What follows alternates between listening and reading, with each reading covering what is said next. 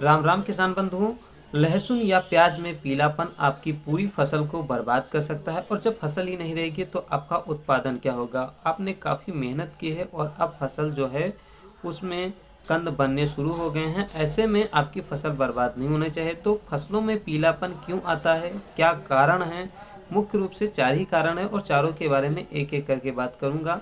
तो पूरी जानकारी मैं आपको इस वीडियो में दूंगा, क्या क्या कारण है, और सही कारण को जान करके आप सही दवाएं जब प्रयोग करोगे तो आपको ज़्यादा जल्दी जो है रिकवरी मिलेगी, ज़्यादा जल्दी आपके लहसुन का प्याज का पीलापन हटेगा। अभी मैंने एक पोल जनरेट किया था जिसमें मैंने लोगों से पूछा था कि हम अगली वीडियो किस विषय पर बनाएं। तो ज़्यादातर किसानों का यही कहना है कि लहसुन प्याज में जो पीलापन है उसी पर वीडियो बनाई जाए, तो इसीलिए हम उसी पर वीडियो बना रहे हैं। हमारा आज का विषय यही है। तो सबसे पहला जो कारण है हमारा वो प्राकृतिक कारण है।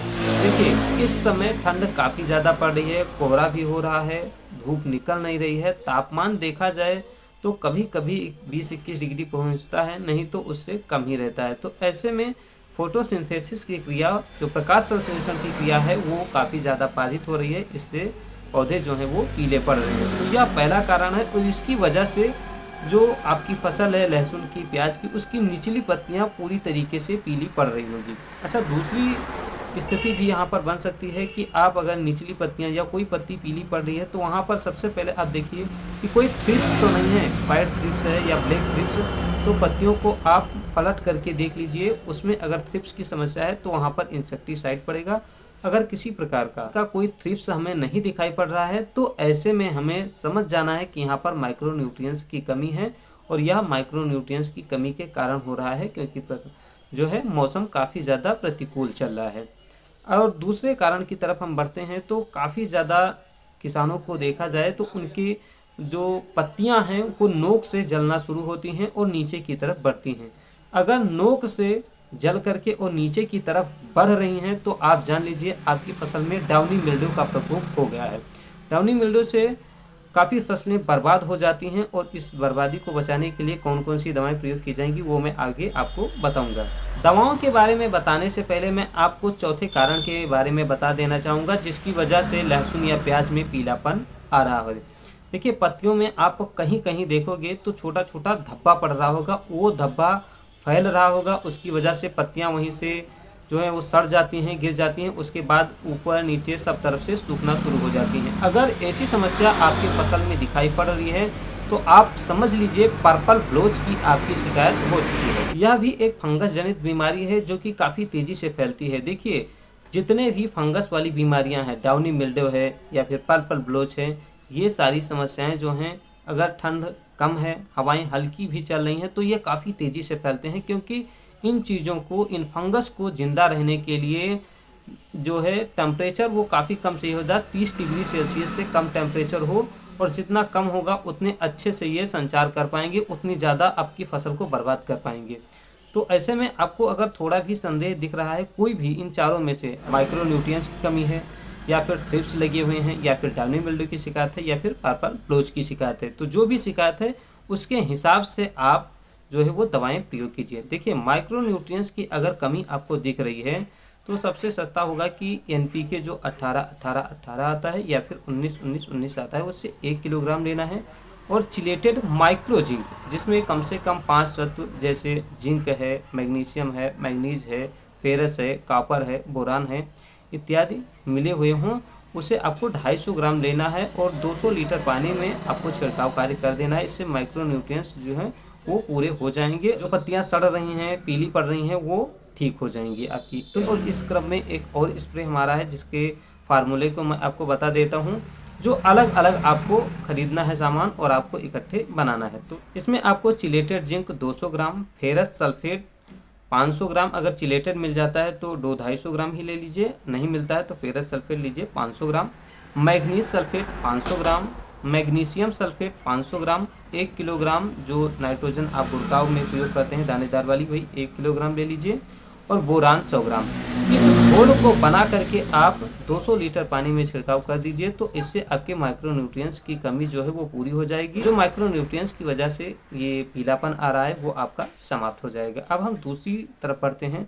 अगर थ्रिप्स की समस्या है तो आपको मैं बहुत ज़्यादा दवाओं के बारे में भटकाना नहीं चाहूँगा।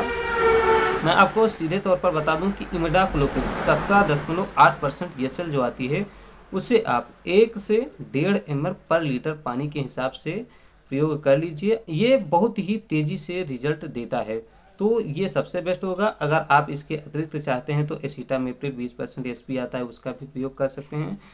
तो सबसे सरल और सबसे अच्छा जो मेरे हिसाब में है वो जो इमिडाक्लोपिड 17.8% SL है ये है, क्योंकि इसका जो है एसिटामिप्रिड और इसकी अपेक्षा देखा जाए तो इमिडाक्लोपिड जो मैंने बताया इसका रिजल्ट बहुत ही तेज़ी से हमें देखने के लिए मिलता है। तो यही मैं रिकमेंड करूंगा कि अगर थ्रिप्स की समस्या है तो आप इसका प्रयोग ज़रूर कीजिएगा। अब आगे बढ़ते हैं। अगर डाउनी मिल्ड्यू की शिकायत है तो आपको कौन कौन सी दवाएं लेनी है। अगर डाउनी मिल्ड्यू की शिकायत है तो वहाँ पर आपको ऐसी दवाओं का प्रयोग करना है जो कॉन्टैक्ट के साथ साथ सिस्टमिक भी हों। सिस्टमिक और कॉन्टैक्ट दोनों होंगी तो आपकी जो फसल है वो काफ़ी जल्दी रिकवर हो जाएगी। कॉन्टैक्ट जैसे ही जहाँ जहाँ पीला है वहाँ पर जैसे ही दवा पड़ेगी तुरंत अपना एक्शन शुरू कर देगी, और सिस्टमिक है तो पौधे के अंदर घुस करके जो जाइलम के माध्यम से चल रहे हैं वहाँ जो जितने भी फंगस फैल रहे हैं उन्हें भी सही करेगी, और जो दवा है वो ज़्यादा दिन तक काम करेगी। तो ऐसे में मैं आपको डबल टेक्निकल वाली ही दवाएं सुझाव करूंगा। अगर आपके क्षेत्र में नहीं मिल पा रही हैं तो अलग अलग इन दवाओं को ले करके और आप छिड़काव कार्य कर सकते हैं। अलग अलग दवाएं लेते हैं तो हमें कमेंट कीजिएगा, मैं आपको उसकी डोज बता दूंगा। फिलहाल मैं जो डोज बता रहा हूँ वो जो कंबाइंड दवाइयाँ आती हैं उन्हीं की मैं बता रहा हूँ, या जो डबल टेक्निकल दवाएँ हैं उनकी मैं बता रहा हूँ। तो आपको इसमें लेना है मेटालेक्सिल 8% प्लस मैनकोजेब 64% WP, जो कि आती है सेजेंटा से रिडोमिल आती है, टाटा से मास्टर आती है, इंडोफिल से मटको आती है। किसी भी कंपनी का आप ले लीजिए, मुझे कंपनी से कोई मतलब नहीं है, बस टेक्निकल ये होना चाहिए। इसके अतिरिक्त भी बहुत सारी कंपनियां आ रही हैं तो किसी का भी आप ले सकते हैं। इस दवा को आपको 2 से 2.5 ग्राम पर लीटर पानी के हिसाब से प्रयोग करना है, और 200 लीटर पानी आपको 1 एकड़ खेत में प्रयोग करना है। आपको ज़बरदस्त रिजल्ट देखने के लिए मिल जाएगा। अब अगली दवा की बात करें तो इसमें हमें लेना है एजॉक्सिस्ट्रोबिन 8.3% प्लस मैनकोजेब 66.7% WG, जो कि आपको UPL से एवांसर ग्लो के नाम से मिल जाएगी, स्वाल का डेल्मा नाम से मिल जाएगी। इस दवा को आपको 2 से 3 ग्राम पर लीटर पानी के हिसाब से प्रयोग करना है। पानी की मात्रा आपको 150 से 200 लीटर रखनी है। अगर 150 लीटर प्रयोग कर रहे हो तो दवा जो है वो थोड़ी कम रखिएगा, और 200 लीटर पानी प्रयोग कर रहे हो तो 3 ग्राम दवा आप रख सकते हैं।